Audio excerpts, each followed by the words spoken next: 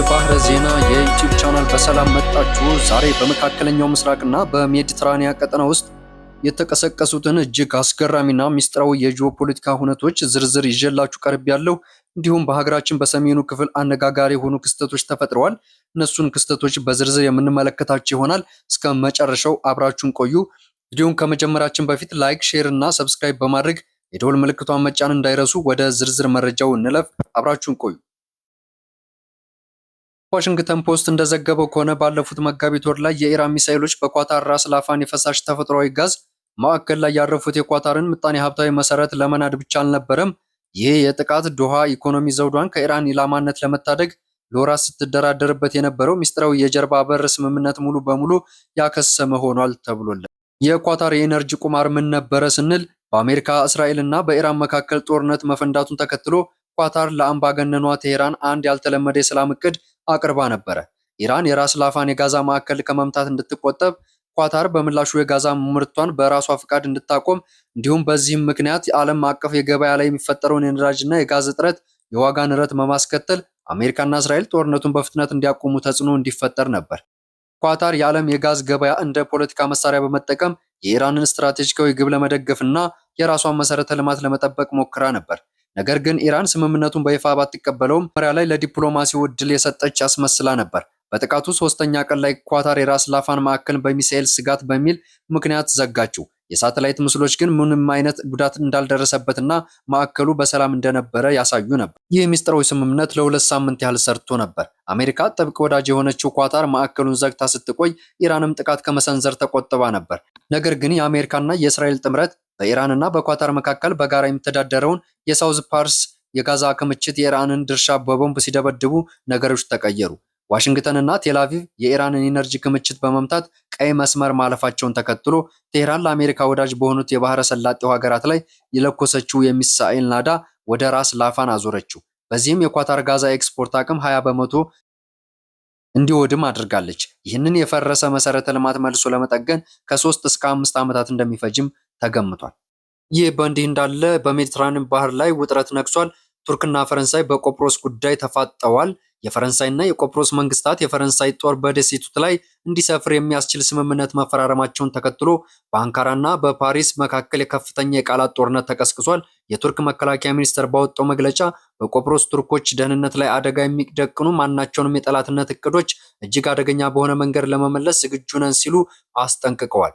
ቱርክ እና በሰሜናዊ ቆጵሮስ የሚገኘው የቱርክ አስተዳደር እንደ አውሮፓውያን አቆጣጠር በ1974 የቱርክ ጦር ደሴቶችን ከተቆጣጠረ በኋላ የተመሰረተው ይህ የፈረንሳይ ቆጵሮስ የጦርነት ስምምነት እንዲሁም እንደ አውሮፓውያን አቆጣጠር 1960ውን እና የውጭ ሀገራት የጦር በደሴቲቱ ላይ እንዳይሰፍሩ የሚከለክለውን የዋስትና ስምምነት የሚጥስ ነው ሲሉም ገልጸውለታል። በዚህ ስምምነት መሰረት የፈረንሳይ ወታደሮች በቆጵሮስ ደሴት ላይ ሰፍረው የጋራ ወታደራዊ ስልጠናዎችን ማድረግ ይችላሉ።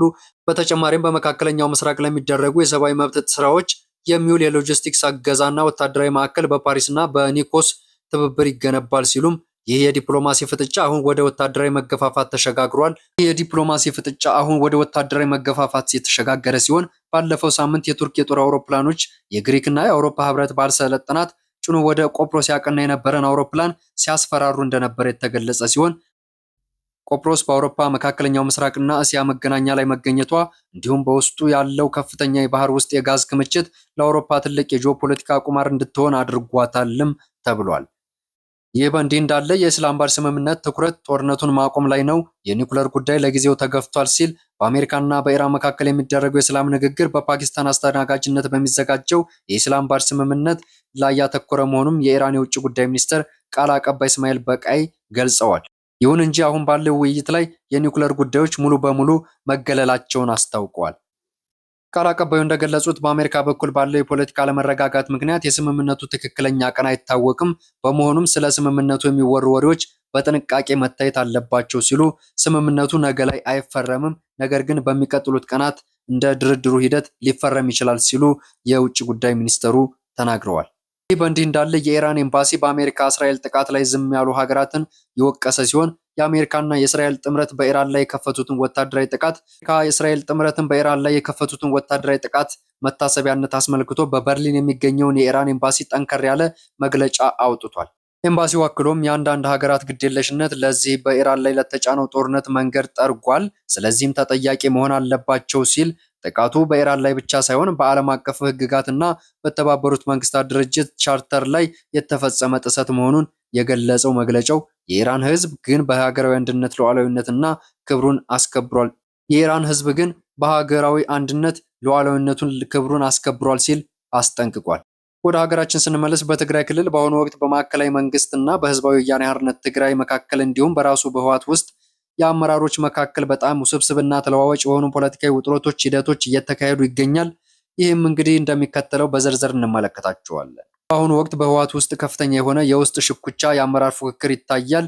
ይህ ክፍፍል በዋናነት በሁለት ቡድኖች መካከል የጎላ ሲሆን የአቶ ደብረጽዮን ገብረ ሚካኤል ቡድን የፓርቲውን ሊቀመንበርነት ይዞ የሚንቀሳቀሰውና በቅርቡ የተካሄደው 14ኛውን የድርጅቱን ጉባኤ የመራ ቡድን ሲሆን የአቶ ጌታቸው ረዳ ቡድን ደግሞ በፕሪቶሪያው ስምምነት መሰረት የተቋቋመውን የትግራይ ጊዜያዊ አስተዳደርን በፕሬዝዳንታዊ የሚመራ ቡድን አካል በፓርቲው ጉባኤ ላይ አልተሳተፈም፣ እንዲሁም የጉባኤው ህጋዊነት አይቀበልም ሲሉ ይህ በፓርቲው ወይም በድርጅቱና በጊዜያዊ መስተዳደሩ ወይም በመንግስት መዋቅሩ መካከል ያለው አለመግባባት በክልሉ ውስጥ ያለውን የፖለቲካ ውሳኔ አሰጣጥ በተለይም የካቢኔ አባላትንና የታችኛውን መዋቅር ከመቀየር ጋር ተያይዞ ከፍተኛ ፍጥጫ ፈጥሯል።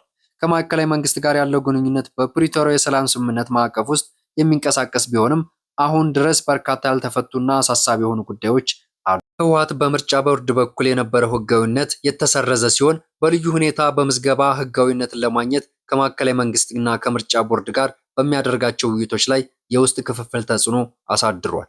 በደቡብና በምዕራብ ትግራይ አካባቢዎች ያሉትን የወሰን አለመግባባቶች መፍታት፣ ተፈናቃዮችን ወደ ቀድሞ ቀያቸው መመለስ በሚሉ ጉዳዮች ላይ ከፌዴራል መንግስቱ ጋር ንግግሮች እየተደረጉ ቢሆንም ሂደቱ አዝጋሚ መሆኑ በክልሉ ውስጥ ያለውን ቅሬታ አሳስቦታል።